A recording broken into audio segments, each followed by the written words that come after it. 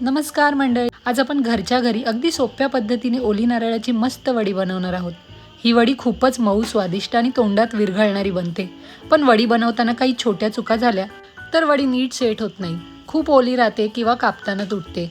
त्यामुळे आज मी प्रत्येक स्टेप सोबत महत्त्वाच्या टिप्सही सांगणार आहे, त्यामुळे व्हिडिओ शेवटपर्यंत नक्की बघा।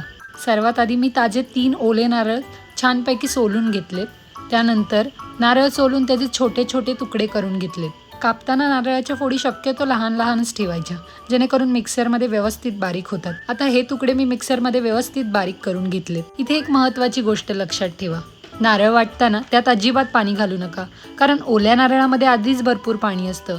जर तुम्ही वेगळं पाणी घातलं तर मिश्रण खूप पातळ होतं आणि नंतर वडी नीट सेट होत नाही, कापतानाही वड्या तुटतात। आता वडीची चव आणखी छान यावी यासाठी मी इथे बदाम आणि काजू घालणार आहे। तर मी या ठिकाणी 1 मूठ बदाम आणि 1 मूठ काजू घेतले आहेत, जे मी खलबत्त्यामध्ये छान वाटून घेतलेत। हे दोन्ही मी खलबत्त्यात भरड करून घेतले आहेत।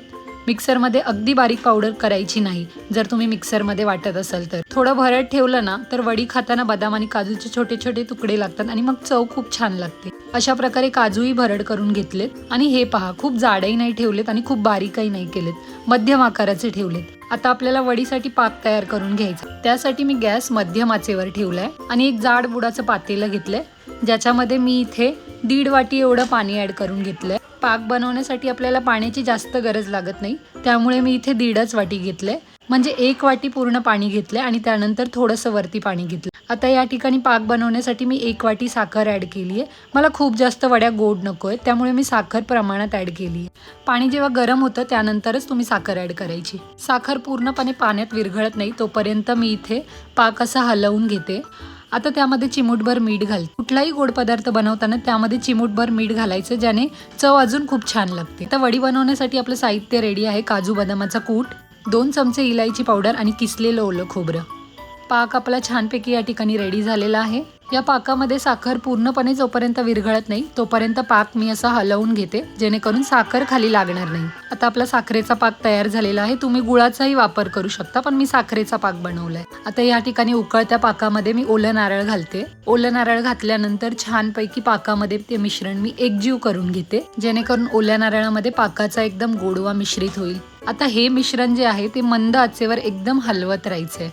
तर गॅस मोठा ठेवू नका, मोठ्या आचेवर मिश्रण पटकन खाली लागू शकतं, त्यामुळे गॅस एकदम मीडियम किंवा लो फ्लेमवर ठेवायचा। आता पाकामध्ये मिश्रण एकदम मिक्स झालंय, त्यामुळे मी याच्यामध्ये काजू आणि बदामाचा कूट घातलाय आणि तो कूट सुद्धा याच्यामध्ये मिक्स करून घ्यायचा आहे। छान हलवून घ्यायचंय मध्यम आचेवर किंवा लो फ्लेमवर। आता 2 चमचे याच्यामध्ये मी वेलची पूड घालते। वेलची पूडमुळे वडीला खूप छान सुगंध आणि चव येते, त्याच्यामुळे मी हे आवर्जून घालते आणि तुम्हाला सुद्धा सजेस्ट करेल की तुम्ही सुद्धा आवर्जून टाका। आता हे मिश्रण मंद आचेवर सतत हलवत राहायचे। गॅस मोठा ठेवू नका, मोठ्या आचेवर मिश्रण पटकन खाली लागतं।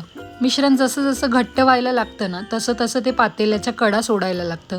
हीच योग्य वेळ असते गॅस बंद करायची। खूप जास्त शिजवलं तर वडी कडक होईल आणि कमी शिजवलं तर ती सेट होणार नाही। आता मी या ठिकाणी एक ताट घेतलंय, त्याला सर्व बाजूंनी थोडंसं तेल लावून घेतलंय, त्यामुळे मिश्रण खाली आपलं चिटकणार नाही आणि वडी सहज सुटते कापताना। त्यामुळे ही प्रोसेस खूप इम्पॉर्टंट आहे। आता गरम गरम मिश्रण मी ताटात काढून घेतले आणि कलथ्याच्या किंवा वाटीच्या मागच्या बाजूने सारखं पसरवून घ्यायचं, किंवा तुम्ही हाताचा सुद्धा वापर करू शकता मिश्रण सेट होण्यासाठी।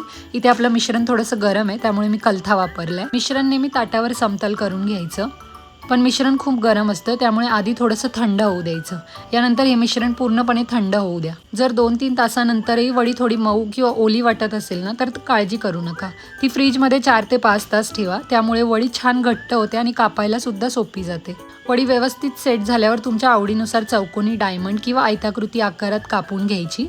आता तुम्ही इथे पाहू शकता किती सुंदर, मऊ आणि स्वादिष्ट ओली नारळाची वडी तयार झाली आहे। प्रत्येक तुकडा खूपच छान दिसतोय आणि चव तर अप्रतिम लागते।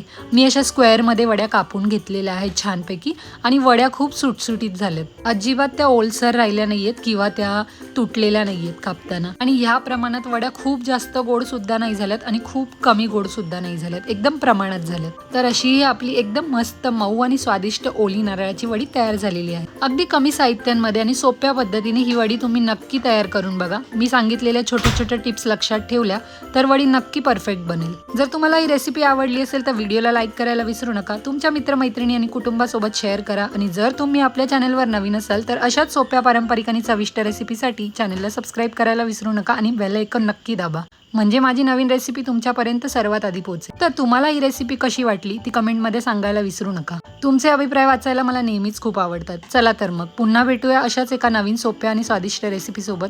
तोपर्यंत काळजी घ्या, आनंदी राहा आणि घरच्यांसाठी प्रेमाने स्वयंपाक करत राहा. भेटूया पुन्हा नवीन रेसिपी सोबत पुढच्या व्हिडिओमध्ये. धन्यवाद.